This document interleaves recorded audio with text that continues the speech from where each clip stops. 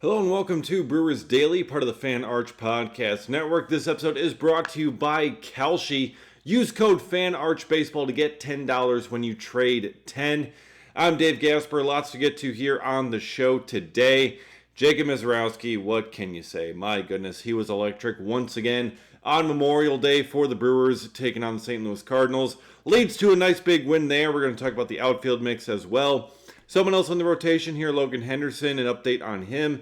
And also, Andrew Vaughn has been putting up some really good numbers, so we'll dig into him as well. But the story coming out of Monday is absolutely, without a doubt, Jacob Misiorowski. And he has just done it again, continuing to impress, continuing to beat his own records. I mean, that's the insane part of all of this. All the records that he is tying or beating are all just his previous starts. Like, it's just, he's just reset a new mark that was just set 5 days ago, his last time out. Like, it is bonkers what Jacob Misiorowski is doing. He goes 7 innings, allows just 2 hits, 1 run, so his scoreless streak is snapped, strikes out 12, matching his career high, and it was just masterful against the St. Louis Cardinals. Allowed a walk, first batter of the game. Gave up a walk to J.J. Weatherholt, every single pitch at 103 miles an hour, but it ends up being a walk, and then he strikes out the next 2, then he gets a weak ground out. He did not allow a hit through 5 innings. All right, the first batter to get a hit was Pedro Pajes in the top of the 6th on a little bloop stoink single to right. So he did not give up any real hard contact. Once again, he has been impossible to hit. Once again, 57 pitches, 100 miles an hour or harder. I mean, that is just absurd. The previous record was 47. He surpassed it by 10. By 10! It is insane. And it was actually Hunter Green who had that one, but all the other previous ones here, Jacob Misiorowski, May 1st, Jacob Misiorowski, May 8th, Jacob Misiorowski, May 13th. It's just like one after another. My goodness. Just Miz on this stretch of the most 100-plus mile an hour pitches in a game by a starter ever in history.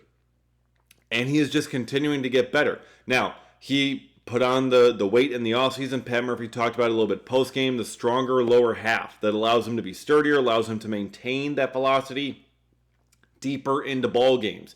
That is why we were able to see 102 miles an hour in the 5th inning, in the 6th inning, in the 7th inning. When last year, we'd see Jacob Misiorowski go all out in that 1st inning and wow us with the 102s and the 103s, and then by the time we got to the 5th inning, Misiorowski's fastball was more around 97, 98. The velo was dropping, and it's like, okay, doesn't quite have the stamina to make it through. But he put in that work in the offseason. He has added the strength, and we're seeing the results of it now as he just continues to be more and more electric here. So he comes up short of the Brewers franchise record for a scoreless inning streak. He ends up getting it snapped at 29 1/3 innings.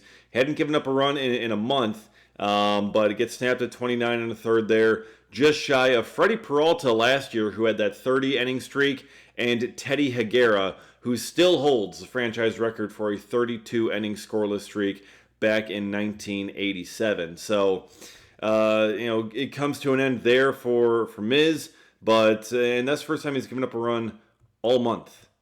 Literally the entire month. It has been incredible. After his 11th start of the season here, Misiorowski's ERA is at 1.83. That is just bonkers. What Jacob Misiorowski has been doing. The pitch metrics, whether it's 100, 101, 102, 103, no one else has done this. No one, anywhere in the history of baseball, and he is on the Brewers. He is a Brewer starter for a long time coming here, and it is an event every single time Jacob Misiorowski pitches. I mean that's just straight up what it is. I mean you circle Miz Day. I mean that is it has been more looked forward to than I think even Corbin Burns Day. way back when, back in 2021. More anticipated than Woodruff Day, more anticipated than any of these guys that you've had over the years. Maybe since CC Sabathia, when basically every day was CC Sabathia Day back in 2008, because he was pitching every third day instead of every fifth day back then. But still, it is an insane run, and just it shows no signs of stopping. It shows no signs of slowing down either, which is the impressive part. And I saw Pitching Ninja talk about how he's a lab experiment that escaped. No, he is a lab experiment that has been unleashed. Coming out of that Brewers pitching lab, they knew what they were building there, and the fact that he has now added on the command and the stamina here. I mean, to throw, over 70% strikes here with this kind of velocity, which is what he did. He had, 96 pitches. I want to say, as I double check here, for Mizorowski. Yeah, 96 pitches, 71 of them strikes. That is insane. Typically with this kind of velocity, you're going to have a bit more of a command problem, especially at 6'7", the long levers. Historically, he has had those command problems, but he has been able to clean that up, and we are seeing that further blossom into a true ace here. I think Miz should be the National League starter for the All-Star game this year. I know it's early, but I'm calling for it. I think it's got to be Miz. As much as we all may love Paul Skeens and what he's done, Miz has been better in a lot of regards this season. So it is a very fun event every single time Miz pitches. Talking to Christian Yelich after the game, he said, look, we feel like we got a really good chance to win every single time that he's out there. And he's absolutely right, because Miz is basically unhittable. He didn't get the no-hitter on Monday, but the way he's been pitching, one of these days, I wouldn't be surprised if that happens. So keep an eye on that. But now switching over to the offense here. Blake Perkins got the start in right field on Monday, and he almost hit one out. He actually had the furthest hit ball of the game on Monday here. Well, except for Pedro Pajes's there kind of later on in the game. But still, that ended up being a fly out. But Perk ended up being a fly out to center, 394 feet. Caught a couple well, but couldn't get anything really to go through. And as such, Blake Perkins' batting average is down to .097. He is batting below 100 on the season. Look, I understand why Perk is still here on this roster, because him being a switch hitter, he can present a right-handed hitting option to face against some of these lefties, because the rest of the Brewers outfield group, Sal Frelick, left-hander, Garrett Mitchell, left-hander, Christian Yelich, left-hander, Jake Bauers, left-hander. It is all lefties within that group. It is Jackson Chourio and it is Blake Perkins that can hit from the right side in that outfield mix right now. So I understand why you want to keep him there, but he's not hitting. He's just not. He has not been the same kind of hitter that perhaps he was 2 years ago. He has not been able to get going in any stretch, and it's so tough. And I understand wanting to put Perk out there, give him some ABs, give him 4 at bats instead of just one pinch hit one, and try and say, yeah, come in and do something good in that situation. But it is a struggle. We talked previously on this show about, okay, what does Luis Rengifo do here? What does Jake Woodford do here? Blake Perkins, he hasn't been able to do much of anything here either. And you look at other options potentially for that outfield.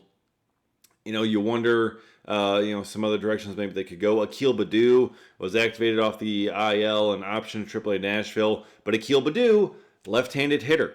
So that's not going to help out the balance all that much either if you bring Baddoo up instead. So they're kind of caught there. I think the Brewers might just be waiting for Brandon Lockridge to be coming back.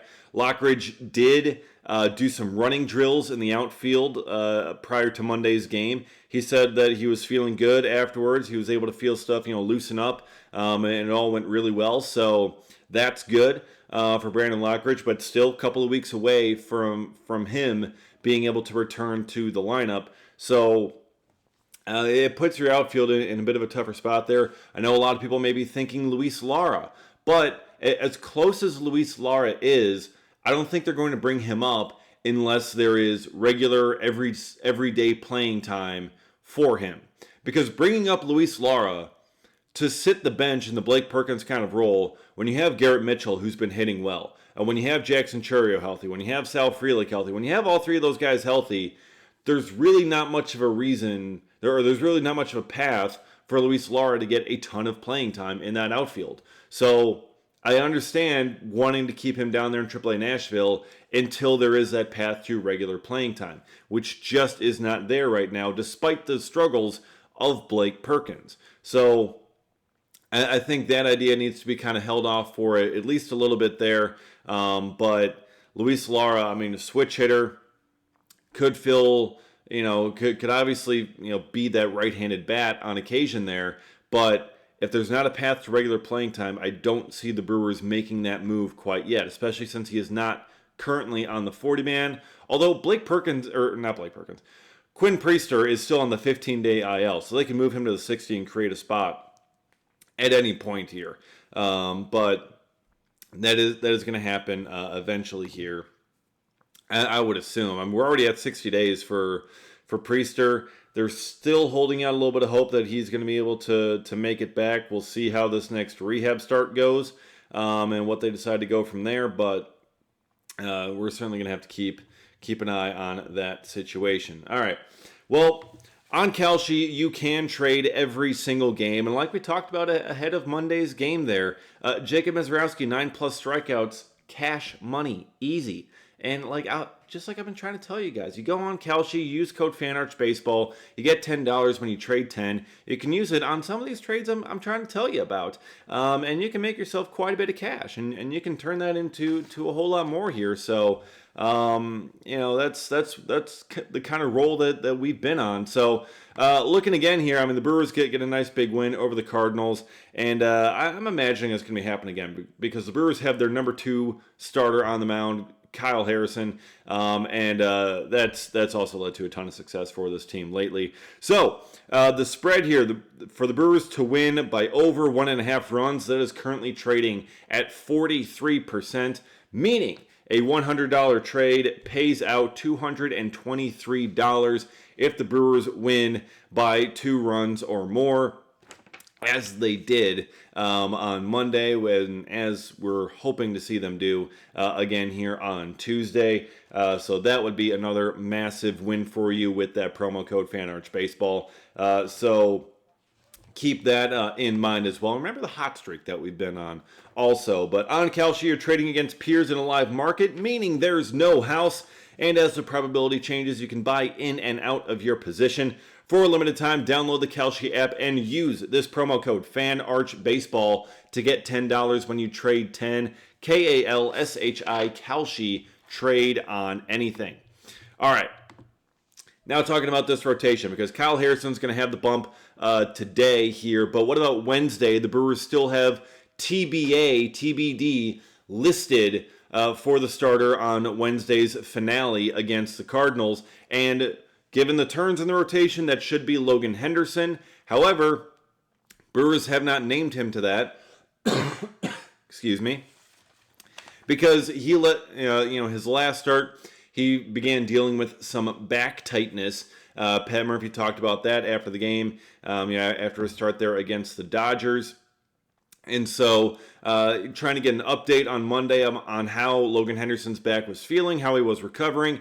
And Pat Murphy said that they are monitoring that closely and that there is some reason for concern, is what he said. So reason for concern, they're going to keep a really close eye on it here in the next few days. So we may not know until a little bit later here whether or not Henderson will be able to go for this game on Wednesday. But it is causing some concern there for Pat Murphy and the Brewers. You wonder kind of maybe what they could do with that rotation spot. Could this be a Chad Patrick kind of fill-in spot start? A Chad Patrick, Shane Drowan kind of tag team thing that we've seen a couple of times before. Kind of doing these piggybacks here, having one guy go 4 innings, another guy go 4 innings, because you have a whole bunch of bulk guys, a whole bunch of basically starter-capable pitchers out in that bullpen right now. So that could be a route that they end up going if they want to give Henderson another day or two, because you do have that off day coming. You got that off day coming on Thursday, so if you want to give Henderson a little bit more time with that back, you push him back one day, have him start that first game against Houston on Friday, so that way you can have 2 extra days to rest. And you go with a Patrick or Drowan kind of situation for Wednesday. But Pat Murphy saying that there is some reason for concern there. I wouldn't imagine that this would be an IL stint because I wouldn't think they would send down Robert Gasser if that were the case. But also, if there's an injury, you could call someone back up right away. But even so, Gasser went the day after Henderson. He went on Saturday, so that would be short rest if you would want him for Wednesday. So I don't necessarily see that being the case, especially since his first 2 starts didn't necessarily go well. So putting him on short rest probably isn't going to help much. So I'm looking at we'll keep an eye on Logan Henderson here, and I think obviously Tuesday here is going to be a big determining factor, how he feels, how he continues to recover, if he's going to be able to go on Wednesday. If not, the Brewers could just kind of go with that kind of bullpen game, kind of go with the tag team there with Patrick, with Drowan. Or they could make a roster move if they so choose. That also is a possibility. I'm not sure if they want to go with a Coleman Crow again, potentially. That is a possibility, I would imagine. So a lot of things kind of up in the air for Wednesday's starter here, but hopefully by the end of Tuesday here, we'll have some answers on how Logan Henderson is truly feeling and if he's getting a little bit better there. Also, finally, what I want to talk about is Andrew Vaughn. I mean, he had another 3 hits, pair of doubles in the game on Monday. I mean, he is continuing to show that his breakout last season with the Brewers was not a flash in the pan. Because, I mean, he came in last year, hit for a high average, had some clutch home runs as well. Really just kind of, obviously a big-time player. I mean, no one was off to a hotter start than him. I mean, that first month he was up with Milwaukee. I mean, he was one of the most insanely hot hitters on the planet. And it's like, okay, is he going to be able to back that up for another season? Obviously, the hamate injury really kind of delayed us, getting to see him going in the early on here in the first couple of weeks of the season. But since he's returned at the beginning of May, he's hitting .333 on the season. He's got an OPS over 900.